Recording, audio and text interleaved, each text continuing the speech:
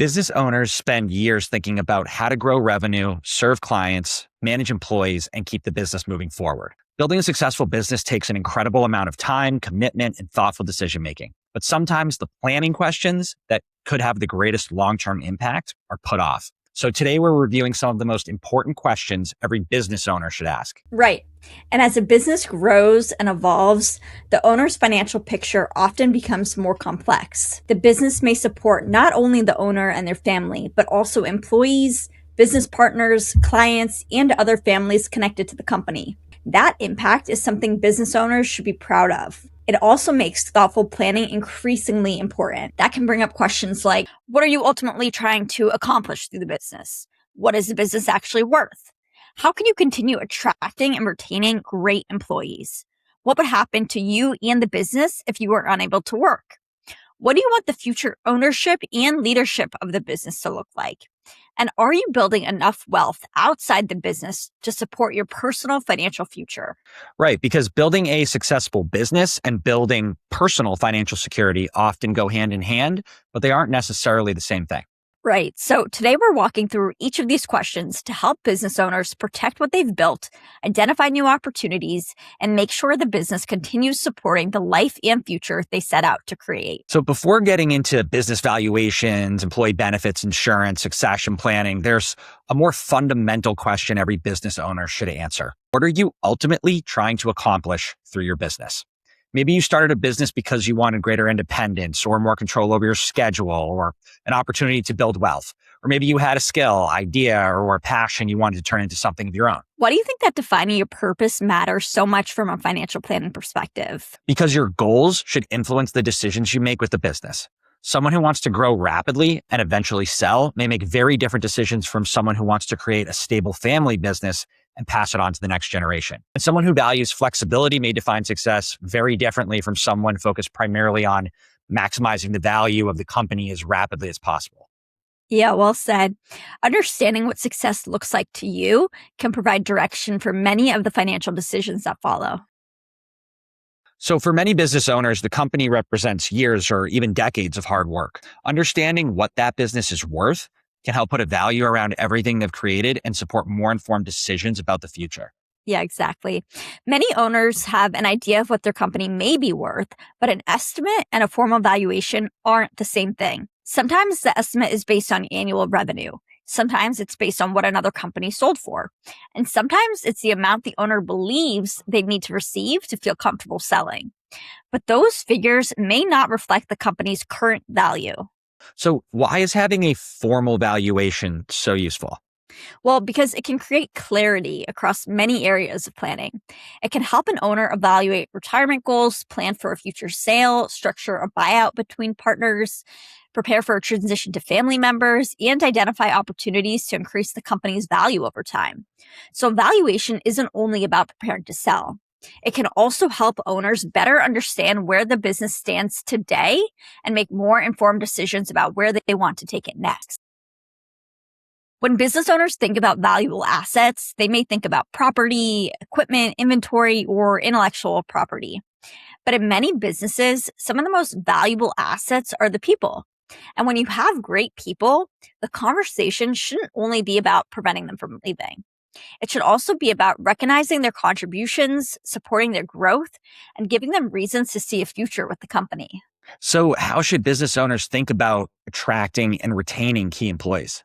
Well, of course, compensation matters, but it isn't the only consideration. Employees also value retirement benefits, professional development, flexibility, meaningful career opportunities, and benefits that recognize their long-term contributions. The appropriate strategy will depend on the business and the employee, but thoughtful benefits can help business owners reward the people who have contributed to the company's success while strengthening the business of the future. Also, developing employees can strengthen the company's leadership, distribute important responsibilities across the team, and help the business become less dependent on any one person. So that can create new opportunities for employees while helping build a stronger and more sustainable business.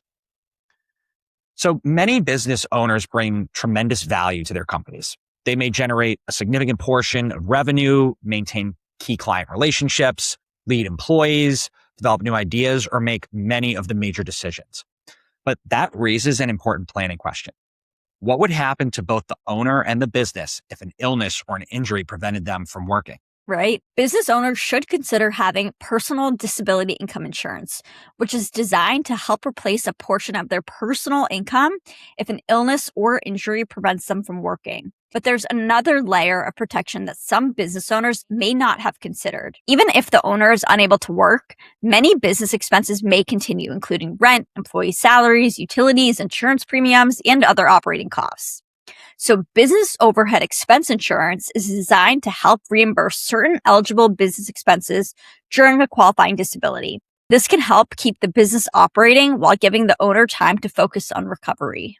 So personal disability income insurance and business overhead expense insurance address two different financial needs. Exactly. Personal disability income insurance is designed to help protect a portion of the owner's personal income, while business overhead expense insurance is designed to help cover certain ongoing business expenses. Both may be important when so much of the company's success depends on the owner's ability to work.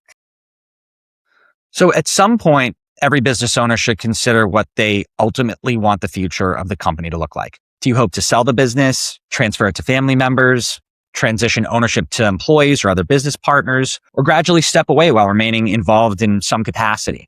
And those decisions usually take time. A successful transition may involve identifying future leaders, developing their skills, gradually transferring responsibilities, and communicating the plan to the people who will be affected. So, succession planning isn't only about deciding who eventually owns the business. Someone may be financially prepared to purchase or inherit an ownership interest, but may not have the experience or desire to manage the company. That's why business owners should think about both questions.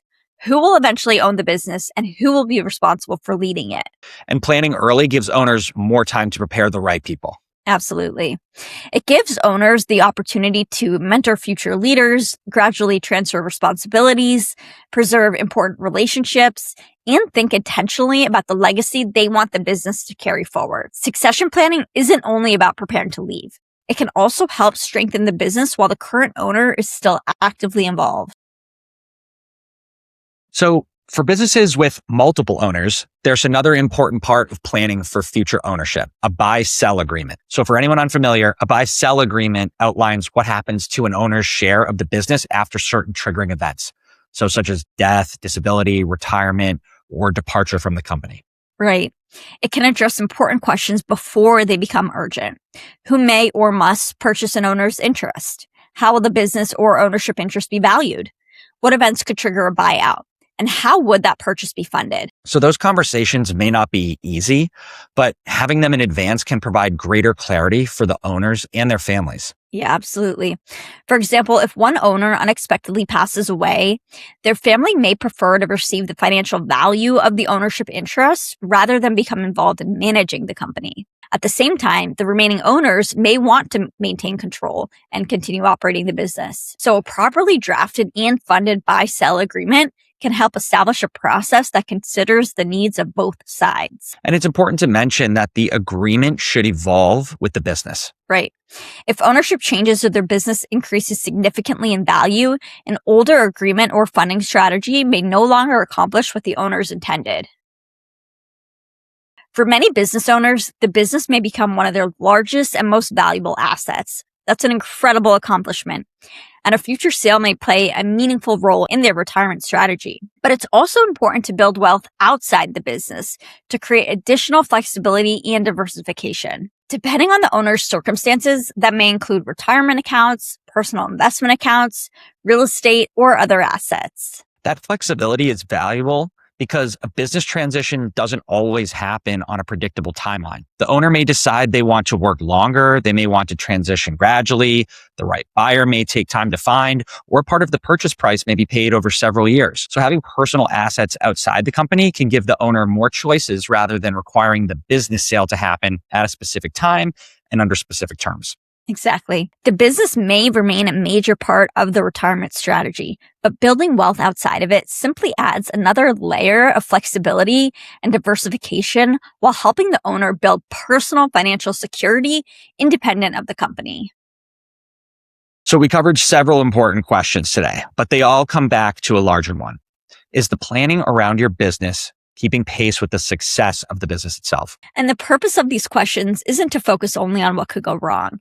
It's also about recognizing what you've built, understanding the opportunities in front of you, and creating greater flexibility for yourself, your family, your employees, and the future of your business. And you don't need to answer every question or address every area all at once. The first step is understanding where you are today, where you want to go, and which areas of your plan may deserve more attention. Your business may be one of your largest assets and one of your greatest accomplishments. So thoughtful planning can help you protect what you've built, continue building on that success, and make sure the business supports the life and future you envisioned when you first set out to create it.